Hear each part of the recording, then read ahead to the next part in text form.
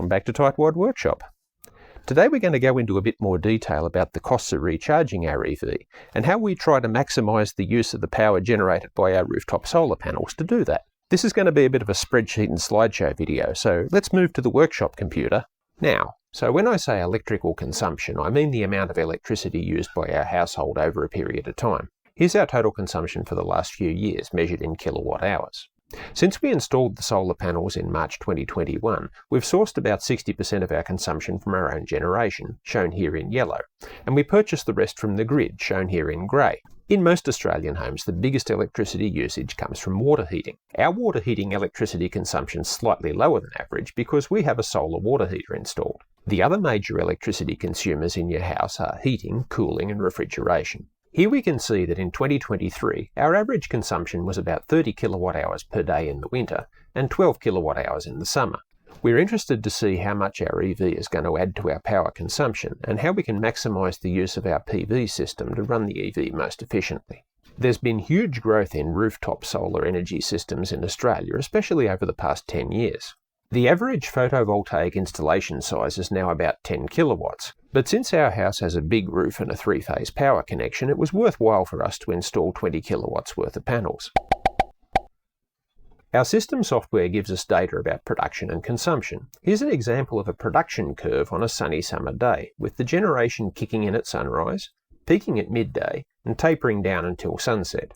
The electricity that we don't consume ourselves, displayed here in the grey section, can be exported to the grid, and our electricity retailer buys it from us at 8 cents per kilowatt hour.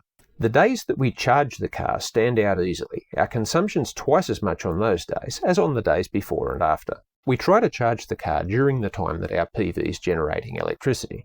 In summer, our generation's enough to charge the EV, even when the clouds are reducing power generation. Here in yellow you can see our consumption when we're charging on a clear sunny day, and here's a different day when there was sunshine with patchy clouds. When we used the granny charger that came with the MG4, the lower power consumption takes a long time to charge. If the car was fully depleted, it'd take about 36 hours to recharge it using that charger. We bought a slightly bigger granny charger which can charge the car from empty to its full 51 kilowatt hour capacity in about 18 hours. At some point we'll install a 6 kilowatt wall box fast charger. That'll make it easier to charge the car during the shorter peak generation windows we get during the darker months. We only have a few months of data on the charging costs so far, but it's enough to take an informed guess at the increase in our electricity consumption since getting the EV. It's still summer here, so we've been able to limit most of our increased consumption to those solar generation windows. Earlier we saw that in 2023 our average daily consumption was up to 30 kilowatt hours in winter and 12 kilowatt hours in November. Remember, that's summer here in Australia. Our consumption's quite variable, but it's been slowly increasing over the years, and it's obviously increased pretty sharply now that we're also charging the EV. In 2024, our November average daily consumption increased from 12 kilowatt hours to 20 kilowatt hours, and in December it increased from 17 kilowatt hours to 24 kilowatt hours. So for the first 2 months, our electricity consumption increased by a little over a third. We'll need to watch our usage over a full year to see exactly how our driving habits will affect our consumption. So here's the anecdote about our occasional free charge.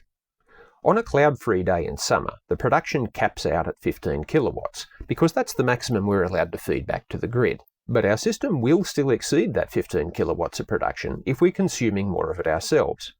Here's an example of that happening recently, when we switched on both of the air conditioners at midday and boiled the kettle a dozen times, which is Mrs. Tightwad's preferred method for eliminating weeds on the paving. Our additional consumption demanded more generation, and our system was able to provide it.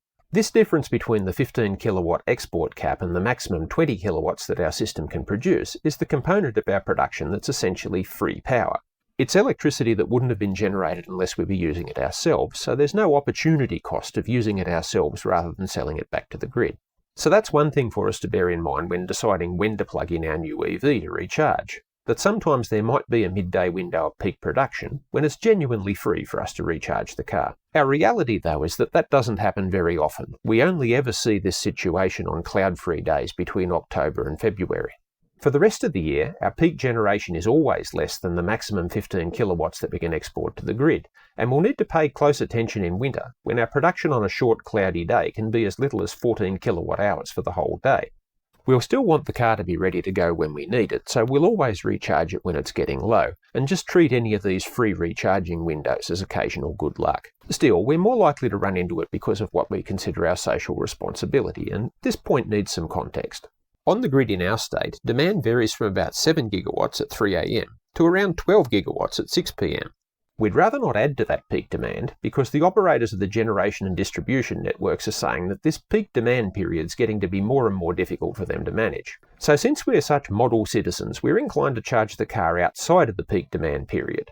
The fact that it's a lot more expensive to charge the car at peak times is completely irrelevant, of course. We're doing this for the community. So I think that's covered pretty much everything. In summary, home solar makes your electricity bill smaller. That's all for now. Thanks for watching. Tightwad Workshop is filmed in front of a live studio audience.